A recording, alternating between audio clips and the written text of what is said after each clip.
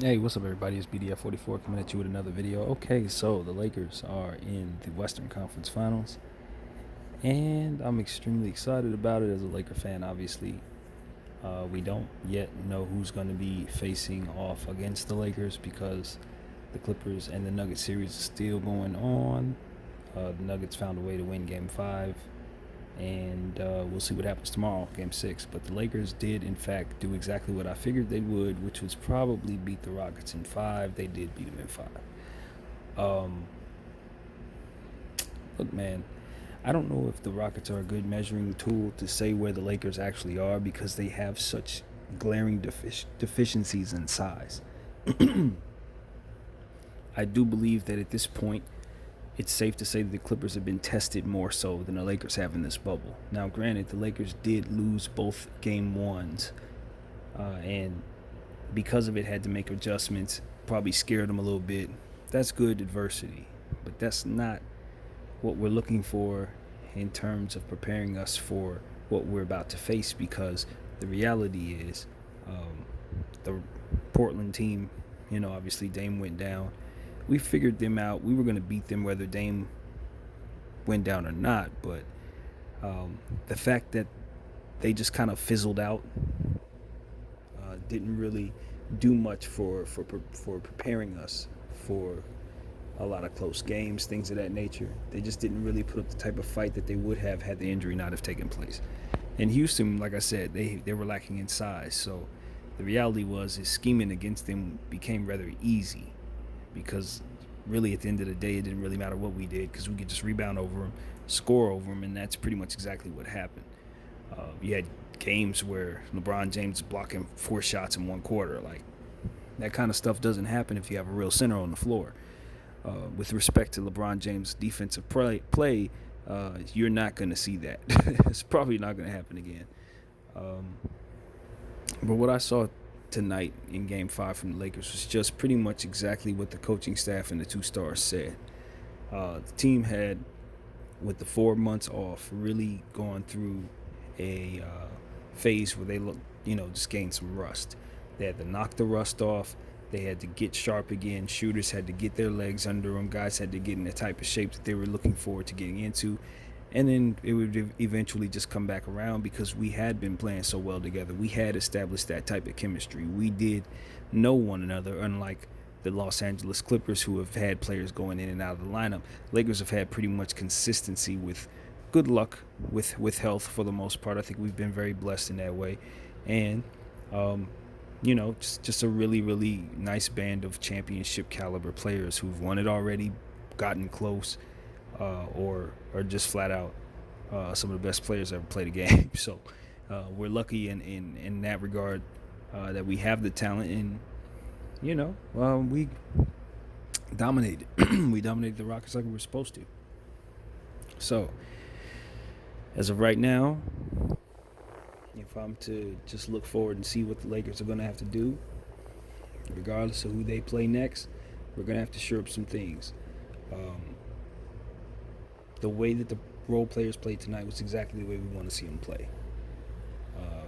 The shooting of Markieff Morris has been absolutely phenomenal. The way he's shooting the ball is nuts. Caruso's three-point shot has progressively gotten better as the playoffs have gone on, and he really shot well today. I like that. Same thing with KCP. Danny Green had a really good game. The only problem with Danny Green is he's running hot and cold, so you really don't know what you're going to get from him pretty much from quarter to quarter. He's one of the more difficult players to watch, but he does come through, and he certainly did today. Kuzma's playing better. Another guy that's just getting better as the bubble progresses. I didn't see the Lakers go very big at all in the series against the Rockets. I think they came to terms with the fact that despite what I thought would be a pretty solid strategy in trying to draw fouls and getting big players to rebound over their smaller players, we found that it would be more difficult to defend that way. And, I think that was the right call. We played a little more small ball, rested Dwight pretty much for the entire series, rested JaVale for the majority of the series, even though he was a little banged up. And we did what we needed to do. Markieff really played that 4 spot well. Braun, obviously AD, and they played great. You know, they figured the Rockets out, made the adjustments necessary, and wiped that team off the map. And got to give the Lakers credit. Excuse me. You got to give the Lakers credit for just sticking with it on the defensive end, regardless of whether they're shooting well or not. Every single game in this bubble, I have seen this team give me stretches of basketball that I just say, wow, that's great defense. I mean, I find myself saying that more now than I did in the past when we were winning championships. So I know that this is a team that can defend pretty much anyone left in the bubble right now. And I'm looking forward to seeing how they match up with both rather, the Clippers or the Nuggets. So looking at the Clippers and Nuggets situation, it's just like anything else. When you're in a bubble and nobody's traveling, it really just comes down to who's feeling good that day. And I think what you've had here in this Clippers Nuggets series is the Clippers, unlike the Lakers, who attacked the Rockets from the start of the buzzer all the way through the end of the game, we were attacking them. I think the Clippers kind of came out overlooking the Nuggets, thinking that the Nuggets were just going to roll over and not really compete for Game 5.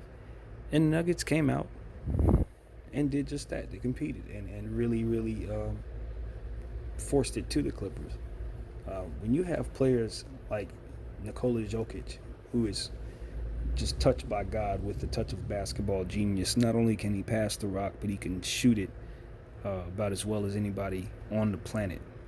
When you have a player like that, and then you have a certified bulldog, just a killer in Jamal Murray, and then you couple that with this wily kid that just came out of nowhere, Porter, who looks like the second coming of who does he look like to me? He's like he reminds me of Allen Houston. If I'm being real, he looks like Allen Houston, but that's a whole nother story. Either way, he looks like another all-star player just coming out of nowhere. You got to take them seriously. You can't think that they're just going to roll over, especially with a guy like Jamal Murray leading the charge. I mean, he's a dog. He's like Dame Lillard. He's not going to stop coming, and you have to knock him off. And the Clippers have not taken it to that team as a whole. I think they've done a really good job on Jamal Murray, to be honest. Just as an individual defensive assignment, I think the Clippers have done a good job with him. But overall, they really haven't given you the effort that you would expect from a team that's trying to, bulldoze their way to the Western Conference Finals. I'm very happy to be a Laker fan because of it. I think that right now, if you had to look at between the two teams, who you think is going to win the Western Conference Finals, if it came down to the Lakers and Clippers, I'd have to say the Lakers. And I don't know that it has anything to do with who you think is a better team. It's just who's playing better right now. And when the bubble began, it looked like the Lakers were one of the worst teams playing. But since they've gotten their stuff together, they now look like one of the best teams playing. If I'm looking at the Eastern Conference, I like what I see out of both of those two teams. But I'm not certain anybody's playing better defense than the Lakers right now. And that's saying something, given that the Clippers put this team together with the intention of being one of the greatest defensive teams ever assembled. So when you talk about what you expect to see, you have to think this is going to continue. And I said it from the beginning. Just like I said with the Rockets, I say the same thing with the Clippers. They don't have the size to deal with the Lakers. The Clippers have a lot more size than the Rockets, but they still don't have enough size for us. And I think that's going to be what it comes down to. Nikola Jokic, fantastic offensive center, can pass the rock, score the ball. He's amazing. So, I don't want to take anything away from him with what I'm about to say, but he's not going to impose his will scoring the basketball like Anthony Davis is going to. I think the Clippers are doing an okay job on Jokic. They're going to have to do a much better job against Anthony. And that does nothing for stopping LeBron James, who the Clippers have put together pretty much their entire team with the intention of stopping. They're going to need to have Marcus Morris, obviously Kawhi Leonard, Paul George, Patrick Beverly, and Trez on the floor, pretty much trying to defend our two stars, which means that we're going to have a lot of open shots for guys like Danny Green, KCP, Rondo, Kuzma, Markeith. They're going to have opportunities that maybe they would not have had in other series, because I do believe that the Clippers are hell-bent, absolutely and utterly hell-bent on stopping LeBron James. And that could prove beneficial for us. We know this team is obsessed with us, but we also know that they have internal issues. So I think the Lakers are going to have to come out and pounce fast. And if we pounce fast, we can put some doubt in that team's mind. I know they have some exceptional offensive talented players, especially three-point shooters, and you couple that with defense, that makes them extremely difficult to beat. But the Nuggets have shown us that there are ways to get through this team, and there are ways to make it so that you're winning even though they may be more talented than you. And that's really what it comes down to. I believe that on paper, the Clippers are a more talented team than the Lakers as a whole, and not by very much, but by a slight margin. I think that as the season has progressed, we've gotten to this point. I think it's safe for me to say what I think, and feel like I have some confidence in that. I do believe the Clippers are slightly better than us, but I don't think that matters. And the reason why I don't think that it matters is because when you look at what our strengths are, they're so much more dominant than anything that the Clippers have faced thus far. And because of it, I think what you have is the Clippers being overwhelmed just off the sheer fact that they have no answer for Anthony Davis, and that's going to leave our other guys opportunities to score and score big. It's very emotional for them. They've been obsessing over us all season long. It's just a matter of time before that emotion gets the better of them when adversity strikes. We know they have a lot of wily minded players. Even their coach is the type of guy that if something gets to him, he's going off the top. He's getting technicals. We're going to have to use that to our advantage. We want to piss off Marcus Morris. We want to piss off Paul George. You want to make all the hotheads on their team. Anybody that's a hothead. Patrick Beverly, you want him fired up, acting a fool. You want to bring the fire to him. Rajon Rondo is going to be extremely important if that matchup were to occur, because he's going to have to match the fire of a guy like Patrick Beverly. And I don't doubt that he will. It's going to be chippy. Now, with respects to the Denver Nuggets, let's just say they come back. And let's give them a shot. Let's say that the Clippers choke the series away. Since we're talking about my team, possibilities, maybe the Denver comes through. What do the Lakers have to do to beat Denver? Well, the Lakers are going to have to find a way to stop Jamal Murray. And the most important thing dealing with the Denver Nuggets is to understand, when you get to a point where you have them on the ropes, that's when they're at their best. They don't get worse just because they're down 3-1 or 1, they're shown that in both the series they've been in. They came back from 3-1 and they're against Utah, and they can come back in 3-1 against the Clippers. If they were to do that, they would probably have the capability of coming back for 3-1 against us. If they can do it against the Clippers, do it against others, they can do it against us. So I would say if you're going up against Denver, don't worry about the matchups more so. I think we would figure all that out. The most important thing would be, don't take them for granted. Don't let your guard down to turn your back on an enemy like that. Jamal Murray is not the type of player that you pull your starters out of the game when you're up by 15 with like 7 minutes to go in the fourth. He's not the guy you do that with. He strings 3 threes in a row, you're calling timeout and you're in trouble. Like, he's one of those. So that's the main focus for me if I'm facing Denver as a Laker fan. Jokic is fantastic, but he's going to have his hands full with them 3 bigs that we got. It's going to be tough. And he's already been beat up by Trez and Zubats. He's not going to want to have no parts of our bigs. I think he's going to be worn out by that series by then. I think Denver's already worn out, which is why I don't think they beat the Clippers, to be honest. But, if I'm doing this in real time, I got to give both opportunities to see what the matchups look like.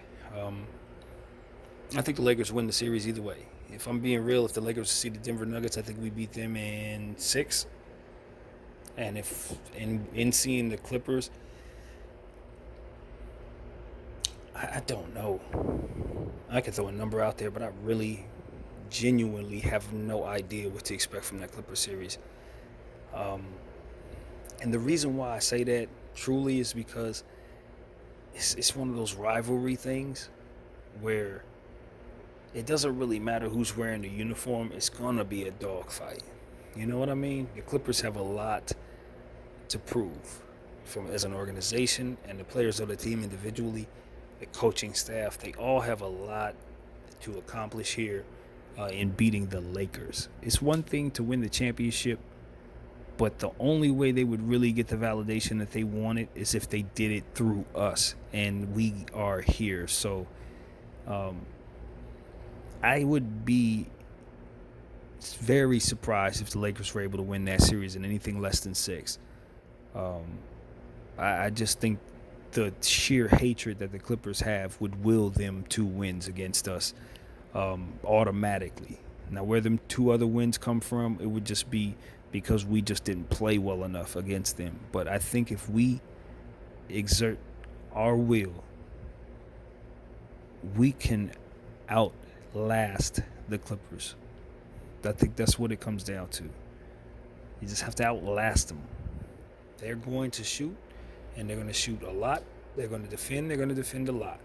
But where you can kill them is with Anthony Davis. He's what they don't have an answer for. Zubac can't stop him. Trez can't stop him. JaMychal Green can't stop him. Kawhi Leonard's too short. Paul George too short. They don't have an answer for him. Their very best defender, obviously, is Kawhi Leonard. He can create problems for any soul, anywhere, but he's not stopping Anthony Davis. There's many things Kawhi Leonard is great enough to do. Stopping Anthony Davis is not one of them. And that's just what it's going to come down to for me. I think that Kawhi Leonard is equally unstoppable, if I'm being real. But I think Kawhi Leonard has a problem on his hands, and the problem that he has is a very unreliable second guy. Bron don't have that problem. His Hall of Fame superstar is going to be a Hall of Fame superstar when it matters most. Kawhi's Hall of Fame superstar may not show up. Paul George, to me, is the guy that I'm looking at. If I were to say there's any Achilles heel or any weakness in the Clippers, it's his gall. He to me, it seems like he's very, very, I don't know what the word is, but it's almost like he's gonna mess up when you need him not to. When it's time for him to show up, play well, he's going 3 for 14. You got that problem with him, and I think it's gonna work for the Lakers. I think it's gonna work in our favor. I think if the Lakers win the series, the storyline is probably gonna be how Paul George ain't show up. You know what I mean? Lou Williams probably will show up. Trez is gonna be Trez no matter what. And I think Kawhi Leonard is, like I said, Kawhi Leonard is unstoppable. You can pencil him in for 34 points every night. But Paul George, he can give you 50 or he can give you 6. And if problem is with him is you can bet on him giving you 6 if it matters most. And that's what the reputation is starting to become for him. So he's going to have to shake that off. And if he's going to shake it off, this would be the time to do it. So I think if the Lakers were to lose this series, I think it would be because he went completely off. Kawhi went off. Trez went off. Lou Will went off. And Landry Shamet went off. That's a guy that scares me. If I'm as a Laker fan, I'd say the guy that scares me the most on the Clippers is Landry Shamet, because he's gonna have open shots and he's capable of making open shots. He's also capable of bouncing the ball off his leg and doing some stupid stuff, making bad fouls. He's not quite the basketball IQ player you want him to be just yet. Still young, still early, but he's a sniper. He is a young sniper, and he's like the sixth option. Yeah, he scares the hell out of me. If he's having games where he's going off for 25, 30 plus, we're going to have a very difficult series. So, yeah, man, I have a healthy fear for what the Clippers bring to the table. I'm not going to pretend as a fan that I don't have a healthy fear for their offensive abilities. They can drop 70 points in a half, and they can do that.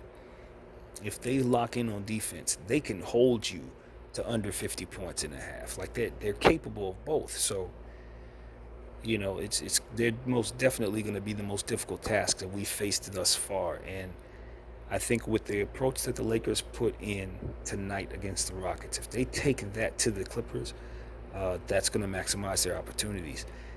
But if you come out lackluster like they did in Game 1 of both of those series, then you can expect the Clippers to run us out of the gym. There's going to be no either or. Either you bring it or you get beat. So that's what I got, you guys. I'm hopeful for the Lakers-Clippers series. I think most people who are not in Denver are hopeful for that. But, I'm pretty optimistic that we would get a good series if the Denver was to come back, too. I think the Denver Nuggets have shown that they have a lot of heart, and I think they would give the Lakers a good series too. So anyway, that's what I got, man. Thank you guys for listening to this very long video.